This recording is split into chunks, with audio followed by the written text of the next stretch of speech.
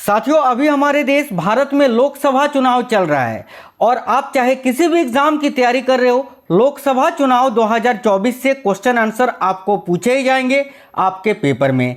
तो आज की इस क्लास में 18वीं लोकसभा चुनाव जो अभी हो रहा है, इससे रिलेटेड सारे वो क्वेश्चन आंसर देखेंगे जो कि आपसे आपके पेपर में पूछे जा सकते हैं। तो आज का ये क्लास आपको शुरू से अंत तक देख लेना है। आप चाहे किसी भी एग्जाम की तैयारी कर रहे हो, इससे क्वेश्चंस जरूर पूछे जाएंगे। मैंने वो सारा क्वेश्चन आंसर आज की इस क्लास में ऐड किया है जो कि आपसे पूछे जा सकते हैं। नमस्कार साथियों, मेरा नाम है सुभाष राज और स्वागत है आप सभी साथियों का स्मार्ट स्टडी 2.0 यूट्यूब चैनल पे। तो चलिए फिर बिना देरी किए हुए शुरू करते हैं और देखते हैं क्वेश्चंस। तो आज के क्लास का पहला क्वेश्चन है, लोकसभा चुनाव 2024 का टैगलाइन क्या है। ये वेरी इंपॉर्टेंट क्वेश्चन है, बहुत ज़्यादा ये क्वेश्चन आपसे पूछा जाएगा। तो ध्यान से देखिए, लोकसभा चुनाव जो अभी चल रहा है, तो लोकसभा चुनाव 2024 का जो टैगलाइन है ये क्या है। तो याद रखिए, करेक्ट आएगा चुनाव का पर्व देश का पर्व। ये जो है साथियों, इस वर्ष 2024 लोकसभा चुनाव का क्या है, तो भाई टैगलाइन है। तो याद रखिए ऑप्शन नंबर सी करेक्ट आएगा, चुनाव का पर्व देश का पर्व। याद रखना है सभी को। नेक्स्ट क्वेश्चन है, 18वीं लोकसभा चुनाव के दौरान 400 पार का नारा किस राजनीतिक पार्टी ने दिया।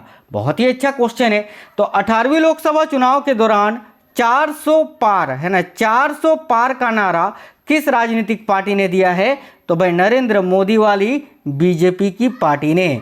बीजेपी ने इस बार कहा है कि भाई लोकसभा के 543 सीटों में से हम अकेले 400 सीट लाएंगे। ये नारा जो है प्रधानमंत्री नरेंद्र मोदी जी ने दिया है और बीजेपी के जो अन्य कार्यकर्ता है उन सभी ने भी दिया है। तो याद रखिए करेक्ट आएगा Bharatiya Janata party, option number A. Next है, भारत की प्रथम महिला लोकसभा अध्यक्ष कौन है। तो देखिए, भारत की जो प्रथम लोकसभा अध्यक्ष थी महिला में, वो कौन थी। तो भाई मीरा कुमार। याद रखना साथियों, मीरा कुमार कांग्रेस के समय में 15वीं लोकसभा अध्यक्ष थी, आपको याद रखना है। उसके बाद फिर सुमित्रा महाजन बीजेपी के समय में 16वीं लोकसभा अध्यक्ष बनी थी। अभी वर्तमान में 17वां लोकसभा चल रहा है और जिसके अध्यक्ष कौन है, तो ओम बिरला। याद रखना। नेक्स्ट क्वेश्चन है, स्वतंत्र भारत की लोकसभा का पहला सत्र कब आयोजित किया गया था। बहुत ही महत्वपूर्ण प्रश्न है, तो ध्यान से देखिए, स्वतंत्र भारत की लोकसभा का पहला सत्र कब आयोजित किया गया था। याद रखिए 13 मई 1952 को। राइट आंसर आएगा साथियों ऑप्शन नंबर सी, 13 मई 1952। नेक्स्ट है, लोकसभा जिसको लोगों का सदन भी कहा जाता है, इसका पहली बार विधिवत गठन कब किया गया था। तो देखिए, लोकसभा जिसको लोगों का सदन भी कहा जाता है, इसका पहली बार विधिवत गठन कब किया गया था।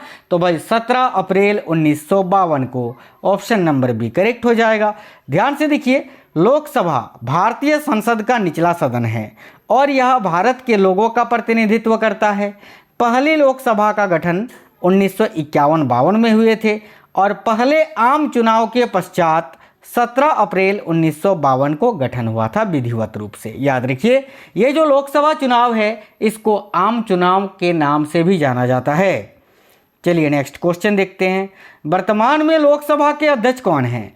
तो अभी मैंने आपको बताया था कि साथियों वर्तमान में 17वीं लोकसभा चल रहा है और वर्तमान में लोकसभा के अध्यक्ष हैं ओम बिरला जी। ऑप्शन नंबर सी करेक्ट होगा, ओम बिरला। देखिए, नवंबर 2022 तक लोकसभा के अध्यक्ष या 23 तक लोकसभा अध्यक्ष ओम बिरला हैं। ठीक है, ओम बिरला एक भारतीय राजनेता और भारतीय जनता पार्टी के सदस्य हैं। देखिए, 19 जून 2019 को उन्हें लोकसभा अध्यक्ष के रूप में चुना गया।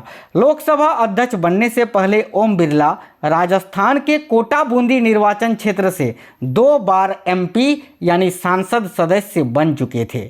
ठीक है, संसद का सदस्य यानी सांसद जिसको आप बोलते हैं एमपी, ये बन चुके थे। याद रखना। ठीक है, आगे देखिए, लोकसभा का सदस्य बनने के लिए न्यूनतम आयु कितनी होनी चाहिए। तो भाई लोकसभा का चुनाव लड़ने के लिए कम से कम आयु कितनी होनी चाहिए। तो याद रखिए 25 वर्ष। राज्यसभा के लिए 30 वर्ष और राष्ट्रपति और राज्यपाल के लिए 35 वर्ष। याद रखना। देखिए, इसका उल्लेख भारतीय संविधान के अनुच्छेद 84 में किया गया है, जिसमें कहा गया है कि लोकसभा का सदस्य बनने के लिए व्यक्ति की आयु कम से कम 25 वर्ष होनी ही चाहिए। नेक्स्ट है, वर्तमान में भारत में लगभग कितने योग्य मतदाता हैं? बहुत ही अच्छा क्वेश्चन है। तो देखिए वर्तमान में भारत में लगभग कितने योग्य मतदाताएं हैं? तो 94.50 करोड़। याद रखिएगा, करेक्ट आएगा साथियों ऑप्शन नंबर ए, 94.50 करोड़ वर्तमान में भारत में योग्य मतदाता हैं। साथियों आप लोग क्लास को लाइक जरूर करना और देखिए आप क्लास अपने सभी दोस्तों तक शेयर करिएगा। साथियों आप क्लास को शेयर करते हैं तो कहीं ना कहीं दूसरों का भला करते हैं और जो दूसरों का भला करता है उसके साथ भी हमेशा भला होता है। देखिए चुनाव आयोग के एक आंकड़ों के अनुसार 1 जनवरी 2023 तक 94.50 करोड़ से अधिक जो हैं वैध मतदाता हैं। अगला है, भारत के आम चुनावों में मतदान करने के लिए न्यूनतम आयु क्या है? तो भाई भारत के आम चुनावों में मतदान करने के लिए जो न्यूनतम आयु है वह है 18 वर्ष। ऑप्शन नंबर बी करेक्ट आएगा। पहले वोट देने का आयु सीमा था 21 वर्ष, लेकिन इसको 61वें संविधान संशोधन अधिनियम के द्वारा हटा दिया गया था और 18 वर्ष कर दिया गया था। आगे देखिए, भारत में वर्तमान में कितने लोकसभा निर्वाचन क्षेत्र हैं? तो देखिए ध्यान से, वर्तमान में भारत में कुल कितने लोकसभा निर्वाचन क्षेत्र हैं? तो 543। और लोकसभा की अधिकतम सीटों की संख्या कितनी हो सकती है? तो 552 याद रखना। आगे देखिए, सामान्य अनुसूचित जाति और अनुसूचित जनजाति निर्वाचन क्षेत्रों के संदर्भ में इन सीटों का विभाजन किस प्रकार से है? तो देखिए लोकसभा में साथियों सामान्य वर्ग के लिए 412 सीटें हैं, एससी के लिए 84 सीटें हैं और एसटी के लिए 47 सीटें हैं, यानी सभी सही है, option number D. Next question है, चुनाव की तारीखें कौन तय करता है? तो भाई चुनाव की तारीखें चुनाव आयोग तय करता है। चुनाव आयोग का गठन संविधान के अनुच्छेद 324 के अंतर्गत किया गया है, याद रखना है, ठीक है। भारतीय संविधान के अनुच्छेद 324 में चुनाव आयोग के बारे में बताया गया है। अगला क्वेश्चन है, 2019 के आम चुनाव में कितने चरण थे? तो भाई देखिए 2019 का जो आम चुनाव हुआ था साथियों, जो कि 17वां आम चुनाव था या लोकसभा चुनाव था, वो 7 चरण में हुए थे। ऑप्शन नंबर सी करेक्ट आएगा, 7 चरण। अगला है, 17वीं लोकसभा का कार्यकाल कब समाप्त होगा? तो 17वीं लोकसभा का कार्यकाल जो है ये 16 जून 2024 को समाप्त होगा। ऑप्शन नंबर सी 16 जून 2024। 18वीं लोकसभा चुनाव कब से कब तक आयोजित होगा? तो 18वीं लोकसभा चुनाव जो है साथियों 19 अप्रैल से शुरू हुआ है, जो कि 1 जून तक चलेगा, 44 दिन तक, ठीक है, याद रखिए। तो करेक्ट आएगा ऑप्शन नंबर बी। 18वीं लोकसभा का चुनाव के नतीजे कब जारी होंगे? यानी 18वीं लोकसभा का जो चुनाव है या चुनाव का रिजल्ट है ये भाई किस दिन पता चलेगा कि कौन जीता है? तो याद रखिएगा 4 जून को, 4 जून 2024 को, ठीक है।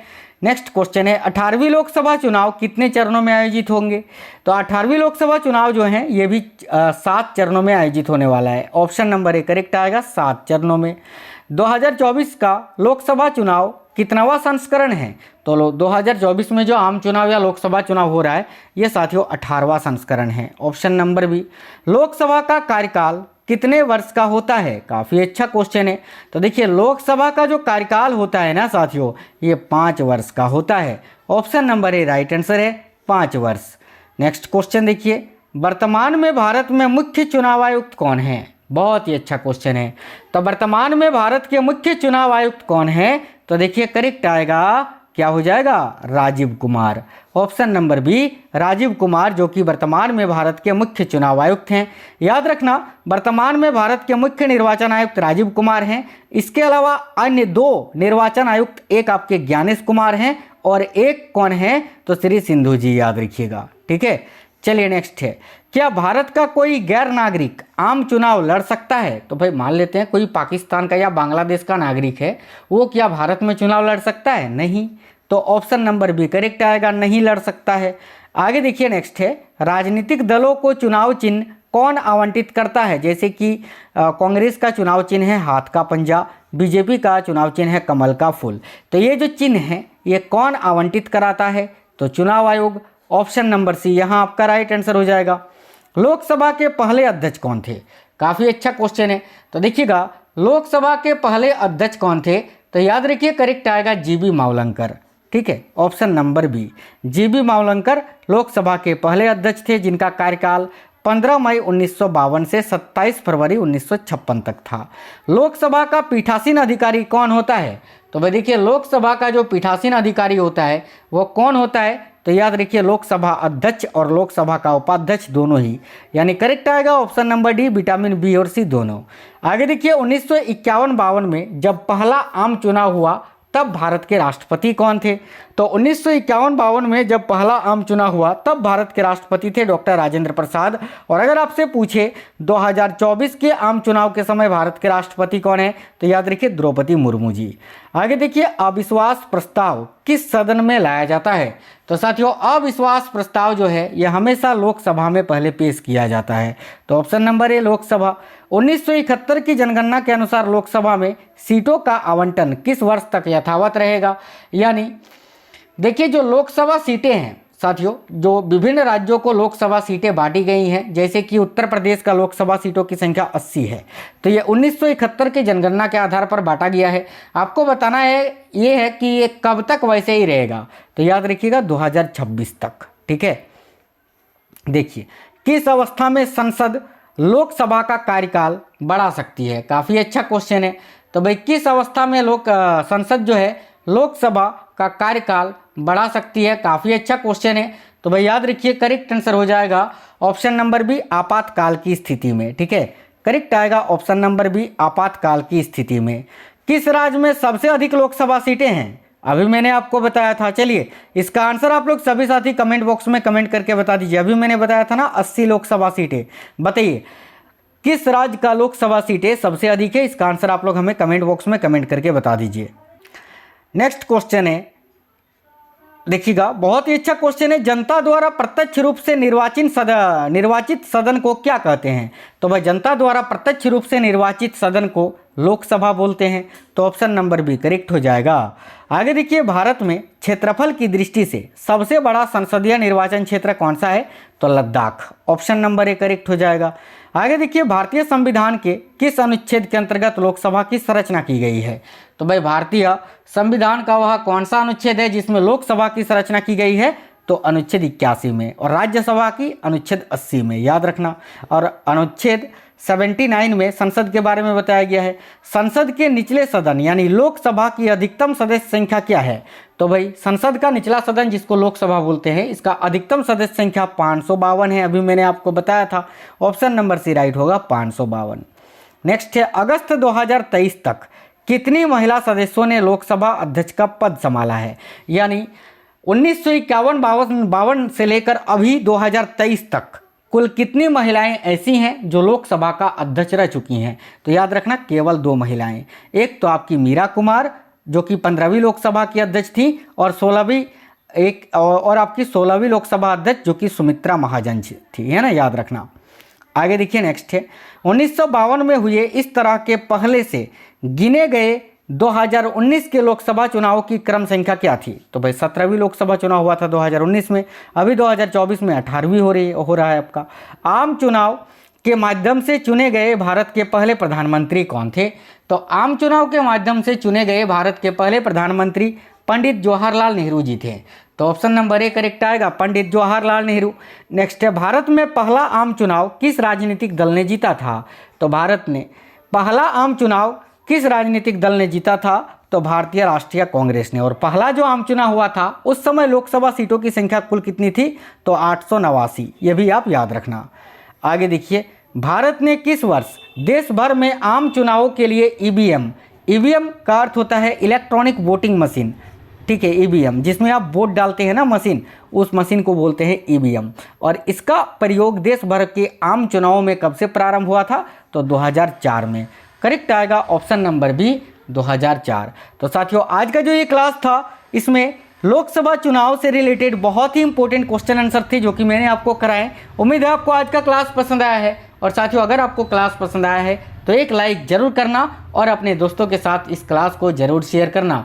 देखिए आप में से अगर कोई भी साथी ऐसे हैं जो कि आज पहली बार क्लास में आए हैं तो साथियों आप लोग चैनल को सब्सक्राइब करके बेल आइकन ऑन कर लेना जब तक आपको जॉब ना मिल जाए तब तक, ठीक है। उसके बाद भले आप अनसब्सक्राइब कर लेना, लेकिन जब तक आपको जॉब नहीं दिला देते हैं तब तक आपको डेली इसी तरह से बहुत ही इंपॉर्टेंट कंटेंट प्रोवाइड कराते रहेंगे। आगे भी करवाया है, डेली करवा रहे हैं, आपको सारे क्लासेस देखने हैं। तो साथियों स्वस्थ रहें, मिलेंगे आपसे नेक्स्ट वीडियो में। आपको क्लास कैसा लगा है कमेंट बॉक्स में बताना, एक लाइक जरूर कर देना इस क्लास को और अपने दोस्तों तक शेयर कर देना। जय हिंद साथियों, वंदे मातरम।